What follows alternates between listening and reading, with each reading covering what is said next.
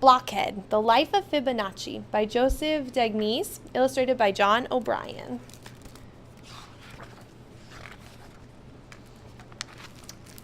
You can call me BlockHead. Everyone else does.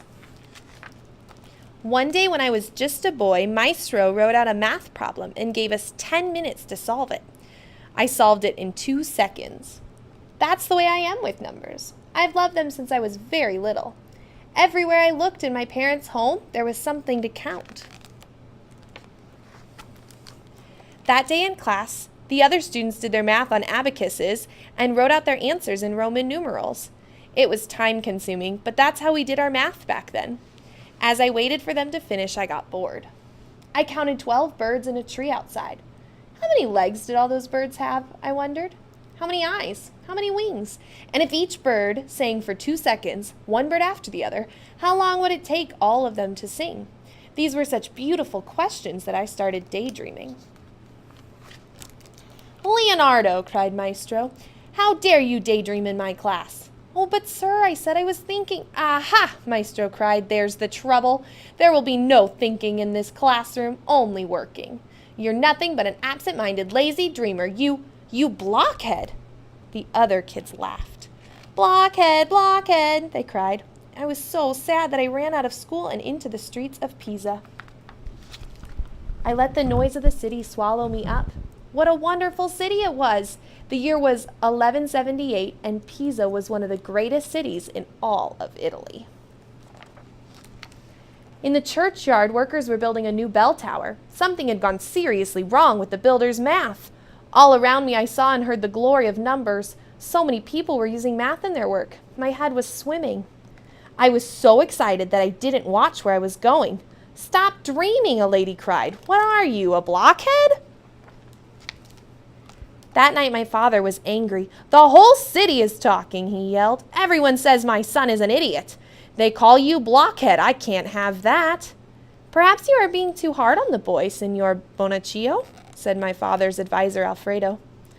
"Silence," cried father. "Leonardo, soon you will leave me for Africa.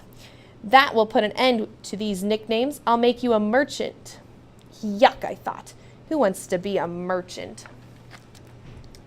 The night before we sailed, I couldn't sleep. I watched sadly as a shooting star fell into the ocean. In the star's light, I saw an old friend. He waited for me to dry my tears. "I think people are happiest when they know what pleases them," said Alfredo. "Me, I love cheese. And you, Master Leonardo, what makes you happiest?" "Numbers," I said without thinking. "Then you should learn all you can about them. That way you will always be happy." I decided to take Alfredo's advice. My father took me to live in a city called Bugia in northern Africa. In my new home, I noticed that the Arab merchants didn't use Roman numerals. They used numerals they had borrowed from the Hindu people of India. Back home, we wrote this, XVIII. Here, the merchants wrote this, 18. See how much easier it is? I wanted so much to learn these numerals. By day, I did my father's accounts. At night, Alfredo went with me as I learned the strange new numerals. When I got older, my father sometimes sent me on business trips. When I wasn't working, I sought out wise men in every city. In Egypt, I learned how the ancient pharaohs and their subjects had used fractions. I measured my way through Istanbul, Turkey, and Damascus, Syria. In Greece, I learned about geometry from ancient books of math. In Sicily, I put my division and subtraction skills to good use. In France I ate fish soup. One day, I began to write a book about Hindu Arabic numerals. I tossed some riddles into it, like this one. There was a man who put 2 baby rabbits in a field. It takes rabbits 1 month to grow up and be ready to have babies, and it takes them 1 more month to give birth to a pair of baby rabbits. Every month, a pair of grown-up rabbits gives birth to a new pair of baby rabbits. How many pairs of rabbits will the man have at the end of a year? Alfredo tried to solve it, but he couldn't. Then I showed him how to solve the problem. On the very first day, you'd have 1 pair of baby rabbits.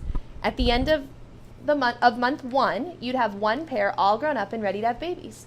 End of month 2, 1 grown-up pair, 1 baby pair. End of month 3, 2 grown-up pairs, 1 baby pair. End of month 4, 3 grown-up pairs, 2 baby pairs. End of month 5, 5 grown-up pairs, 3 baby pairs. Then I noticed that you don't even have to write out the whole problem. If you add any two consecutive numbers in the pattern, you'd get the next number. 1 pair plus 1 pair equals 2 pairs. 1 pair plus 2 pairs equals 3 pairs. 2 pairs plus 3 pairs equals 5 pairs. Here are the first few numbers of the pattern. 1, 1, 2, 3, 5, 8, 13, 21, 34, 55, 89, 144, 233, 377.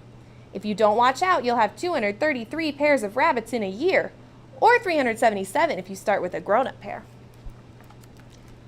News of my work reached Frederick II, ruler of the Holy Roman Empire. When I visited his palace, his wise men challenged me with a bunch of really hard math problems, but I solved them in no time. This Leonardo is one smart cookie, said Frederick. Everyone laughed. After all, he was the emperor. I felt proud of my accomplishments, but one day when I was back in Pisa, I overheard some people talking in the marketplace. That's the son of Bigollo, said a man. He's the one who says we should use those numerals from India. What's wrong with the old numerals? Asked another. If they were good enough for the Romans, they're good enough for us. What a blockhead. Suddenly I was sad again. What good is all my work if people don't listen, I thought. People will always remember me as a blockhead. I wondered what my old friend Alfredo would have said. Suddenly it was as if he were there with me. Don't listen to those fools, Leonardo, roared Alfredo. Aren't these numbers of yours very important? Well, I certainly think so, I said. Someday Hindu Arabic numerals will be known all over the world. Why, the more I study them, the more that I'm amazed by them. With that, I pointed to a flower on the beach. How many petals does this flower have? Alfredo counted and answered, 21. And this flower? 13, he replied. So what? But I did not reply quickly. Instead, we walked along the beach all night counting things. We counted 3-petal flowers, 5-petal flowers, and 8-petal flowers. We counted to 5 on the arms of a starfish and inside an apple. See, Alfredo, I said, in everything that I count, everywhere that I look, I keep finding the same numbers. Do you recognize them? Alfredo recited them aloud. 1, 1, 2, 3, 5, 8, 13, 21, 34, 55. My goodness, he cried, they are the numbers from your rabbit problem. Exactly, I said, and we're just getting started. Lately, I've been thinking about those numbers in a different way. Watch. In the sand, I drew one tiny square and one more tiny square next to it. Next came a shape 2 squares high and 2 squares wide. Then a 3 by 3 square shape. Then a 5 by 5 square shape. An 8 by 8 square shape and a 13 by 13 square shape. I could go on and on, I said, but it just wouldn't look right unless I counted them, like this. Can you guess what I drew inside them? Alfredo sure couldn't. A spiral, I shouted. You can make a spiral with my numbers. How magnificent, said Alfredo. Oh, yes, it is, I said, but I still don't understand why these numbers are so special. Don't you see, Leonardo, said Alfredo? These are the numbers Mother Nature uses to order the universe. She has hidden them in many places, and until now, no one has found her secret. Alfredo's words filled my heart with joy. All my life, people had called me Blockhead because I daydreamed about numbers. But how could that be bad? Mother Nature loved numbers too. Alfredo was delighted. From the tiniest plant to the prettiest pine cone, from the tallest flowers to the wettest wave, to the most wondrous far-off galaxy, all these are home to your numbers, Leonardo. I am old now, but numbers still make me happy. In all my years, I have never told anyone the secret I shared with Alfredo that night. But now I've told you. Look through this book again and you will find my numbers just as they are in real life. Now you see why I don't mind being called Blockhead after all. Leonardo of Pisa, from about 1170 to about 1240. Little is known about the life of the mathematician called Leonardo Fibonacci. This story is based on the few things we do know and a bit of make-believe. His nickname, Bigollo, can be translated as wanderer or traveler. It may also mean idler, dreamer, or lazy person. In other words, a blockhead.